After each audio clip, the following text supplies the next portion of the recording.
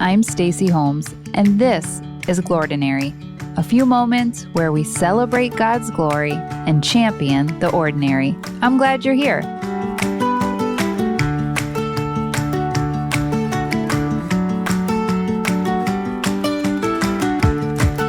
Well, friend, there's just nothing fun about a head cold.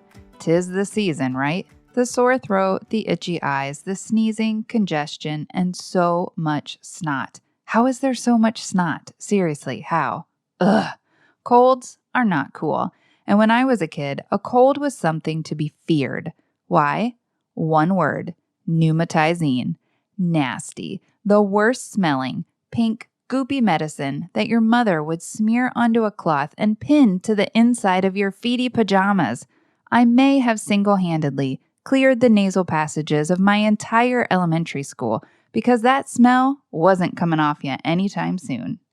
And now that you're feeling better about your life choices, let's circle back to our series, It's a Psalm 23 Kinda Day. We're catching up with our sheep friends at their summer range, high in the mountain plateaus. These sheep are living their best life.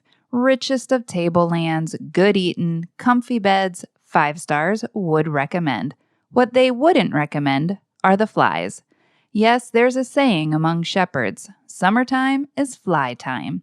The warm weather brings hordes and hordes of bugs. Gross.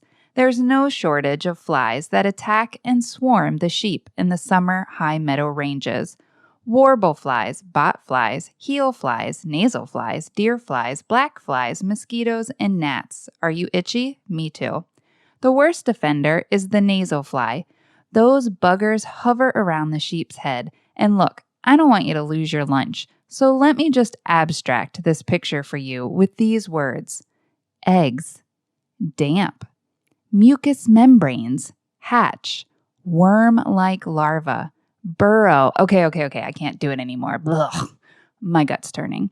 Suffice it to say, these little nasties stir up some intense irritation and inflammation.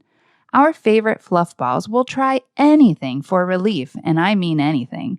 Beating their heads against trees and rocks, thrashing against the hard ground, these infections can often lead to blindness. In their fevered attempts at relief, a sheep might inadvertently kill herself. Even just the sight of a hovering fly can cause panic within the flock. They'll stamp their feet, desperately seeking a way of escape or a place to hide. Some sheep refuse to graze, lose weight. Even a nursing ewe's milk supply can stop. There's no such thing as just a little fly to the shepherd. At the first spotting, a diligent shepherd prepares a homemade ointment of oil, sulfur, and tar, an antidote, which he smears on their heads and noses. Honestly, I'm guessing some pneumatizine would have cleared that right up, but I guess the shepherd's sticking with the oil mix. Instant and immediate relief is brought to the sheep. Irritability, restlessness, inability to eat and sleep is gone. All because, as David writes in verse 5, "You anoint my head with oil." I find it interesting the shepherd applies the oil to the head and the nose, the very place the sheep breathe, the place it's most needed, the epicenter for the breath of life. As they would inhale, the oil would act as both the prevention and the cure. The oil smeared on the head and the nose. You see, we aren't so different than the sheep, right? It's often those petty little annoyances, the, quote, nasal flies of life, that tip the scales. The sudden work assignment, that one relative or coworker, the extra sports practices, the guy that cuts us off in traffic, the little buzzing buggers. In these moments, even as they unfold, a quick application of the quote-unquote oil to our heads can be both the prevention and the cure for us as well. As we inhale, we can offer a short prayer. Breathe in. God, I can't handle this. Breathe out. Make haste to help me.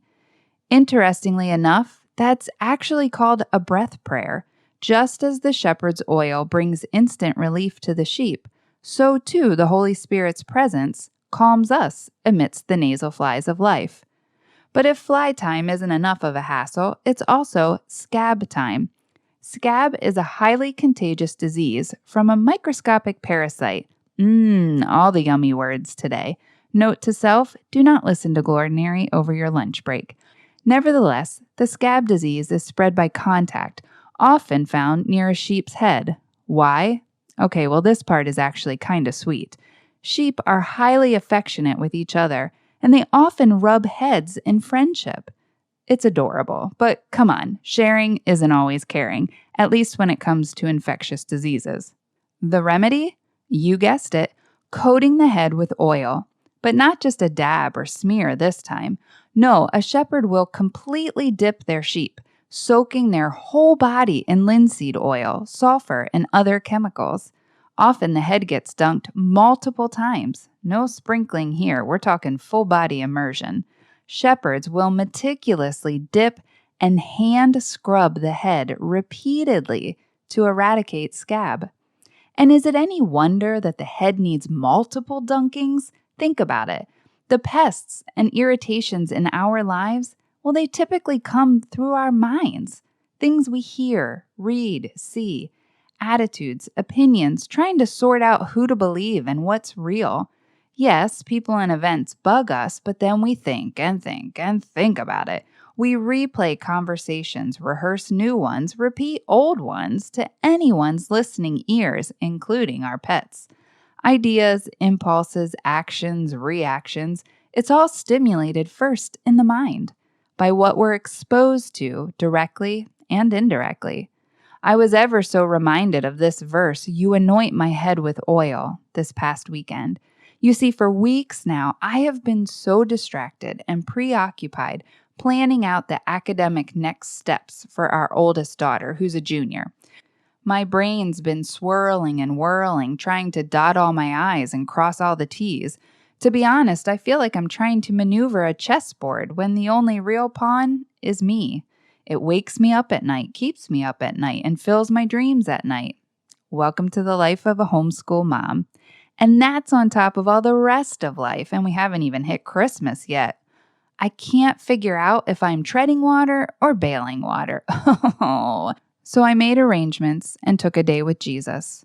I hit some familiar trails alone, and I offered the only prayer I knew to say, "Help, anoint my head with oil." I slowed my pace. Breathe in. Help. Breathe out. Anoint my head with oil. Breathe in. Help. Breathe out. Anoint my head with oil. Over and over, I walked and I prayed those words.